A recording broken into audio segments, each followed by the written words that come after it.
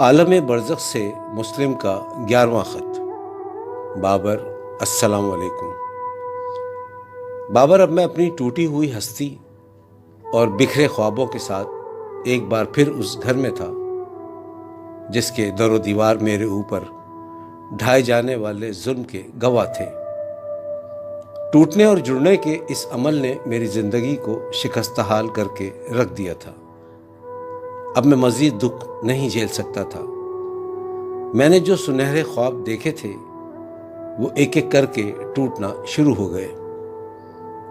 میرے سارے سپنے جھوٹے ثابت ہو گئے۔ میری بہاروں بھری زندگی کے دن بڑے مختصر تھے۔ اب مجھے ان راحتوں بھرے ایام کے حساب چکانے تھے اور اس سکھ بھری نیندوں کے قرض اتارنے تھے جو میں نے زندگی سے مستعار لیے تھے۔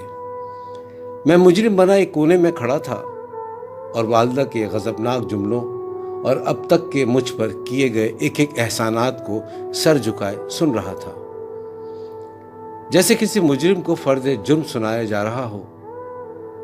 جب ان احسانات کے تانوں میں والد صاحب کی بھی تائید شامل ہوئی تو والدہ نے کیکر کی لکڑی اٹھائی جو کھانا پکانے کے لیے استعمال ہوتی تھی، بطور سزا مجھے مارنا شروع کر دیا۔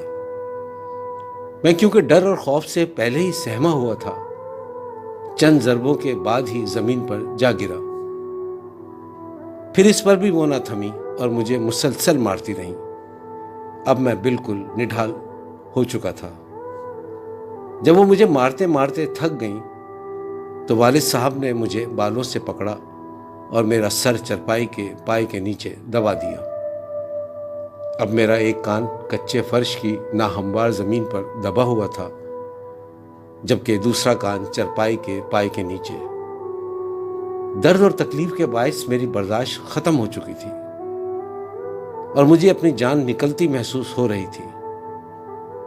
ایسے میں مجھے چھوٹی امی نظر آئیں جن کے چہرے پر بے بسی اور آنکھوں میں امٹتے آنسو تھے۔ میں ان سے حسرت و یاس بھری نظروں سے مدد کی بھیک مانگ رہا تھا۔ میں مسلسل معافی کی اور پھر سے نہ بھاگنے کی فریاد کر رہا تھا۔ میری آہ و فریاد سے چھوٹی امی کا ضبط ٹوٹ گیا۔ اسی لمحے انہوں نے والد صاحب کا ہاتھ پکڑ لیا اور روتے ہوئے بولی، اب بس کر دیں ورنہ یہ مر جائے گا۔ سزا اتنی ہی دیں جتنا جرم کیا گیا ہو۔ انہوں نے مجھے اٹھایا اور صحن میں موجود چارپائی پر لٹا دیا اور خود میرے سرہانے بیٹھ کر میرا سر سہلاتی رہیں۔ میں روتے روتے سو گیا۔ الگ صبح انہوں نے مجھے جگایا جب گھر کے تمام افراد سو رہے تھے۔ لگ بھگ فجر سے پہلے کا وقت ہوگا۔ ان کے ہاتھ میں دودھ کا ایک گلاس تھا جس میں ہلدی شامل تھی، پینے کو دیا اور آہستہ آہستہ بولے جا رہی تھیں، کم وقت جلدی سے پی جا، کوئی دیکھ نہ لے ورنہ میری بھی شامت آ جائے گی۔ وہ جانتی تھیں کہ میں رات کا کھانا کھائے بغیر سو گیا تھا۔ یوں میں صبح اٹھا اور حسب معمول گھر کے کام کاج میں مصروف ہو گیا جو میری ذمہ داریوں میں شامل تھا۔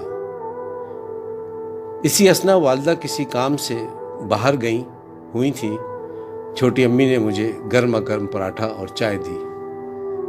بابر، وہ چائے اور گرما گرم پراٹھا میں نے 13 برس کی عمر میں پہلی بار کھایا تھا، جو خالصتاً میرے لیے بنا تھا۔ میری خوشی کا یہ عالم تھا کہ میں اپنے سارے درد بھول گیا۔ جب زندگی دکھوں اور غموں کی تاریکی میں ڈوبی ہو تو خوشی کی ایک معمولی کرن بھی اجالا پیدا کر دیتی ہے۔ میں ناشتہ کیے جا رہا تھا اور تشکر بھری نگاہوں سے چھوٹی امی کو دیکھے جا رہا تھا جو دور بیٹھے مجھے دیکھ کر مسکرا رہی تھیں۔ بہر کیف میری زندگی بنا کسی تغیر کے اسی طرح گزر رہی تھی۔ ذلت اور رسوائی، تشدد کے نہ ختم ہونے والے روز و شب کے 1 سال کا عرصہ بیت گیا اور اب میں 14 برس کا ہو چکا تھا۔ ہڈیوں کی چوڑائی اور قد کی لمبائی کی وجہ سے میں اپنی عمر سے بڑا دکھتا تھا اور دن بھر کے کام کاج نے میرے ہاتھ پیر مضبوط کر دیے تھے۔ وقت کے ساتھ میرے مزاج میں بھی تبدیلی پیدا ہوتی جا رہی تھی۔ تشدد، پرملال اور اظہار ضبط پر بغاوت کا احساس مجھے اندر ہی اندر باغی کیے جا رہا تھا، اور دوسری جانب سزا کا یہ خوف میرے ارادے کو کمزور کر رہا تھا۔ میں مسلسل تذبذب کی ایک نہ ختم ہونے والی کیفیت میں مبتلا تھا۔ جب میں اپنی زندگی کے گزرے ہوئے ادوار کا جائزہ لیتا ہوں تو اس میں خجالت، ندامت، خفت کے سوا کچھ نہ پاتا۔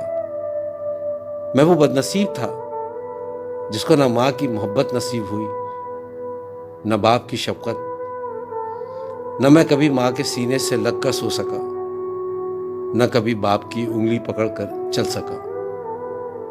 اب میں صحن میں کھڑا ہو کر ہر گزرتی ریل گاڑی کو دیکھتا تو میں فرار ہونے کے نئے منصوبے بناتا۔ اب میں آزادی اور خود مختار زندگی گزارنے کے خواب دیکھ رہا تھا۔ چھوٹے ابا اور چھوٹی امی اپنے معمول کے مطابق کوٹری آتے، ایک روز قیام کرتے اور چلے جاتے، اور جاتے وقت چھوٹی امی مجھے چند آنے پیسے دے دیا کرتی۔ اس طرح میں نے چند ہفتوں میں کئی آنے جمع کر لیے تھے۔ اس زمانے میں ایک پیسے کا سکہ جو کتھئی رنگ کا ہوتا تھا اور اس میں سوراخ ہوا کرتا تھا، جسے میں جیب میں رکھنے کے بجائے اسے اپنے ازاربند میں پرو کر چھپا لیا کرتا اور فرار ہونے کے لیے کسی مناسب موقع کا منتظر تھا۔ بالآخر ایک روز موقع پا کر رات کے اندھیرے میں صحن کی دیوار پھلانگ کر فرار ہونے میں کامیاب ہو گیا۔ پھر کیا ہوا اس کی تفصیل انشاءاللہ اگلے خط میں کروں گا۔ اجازت دو، والسلام، مسلم۔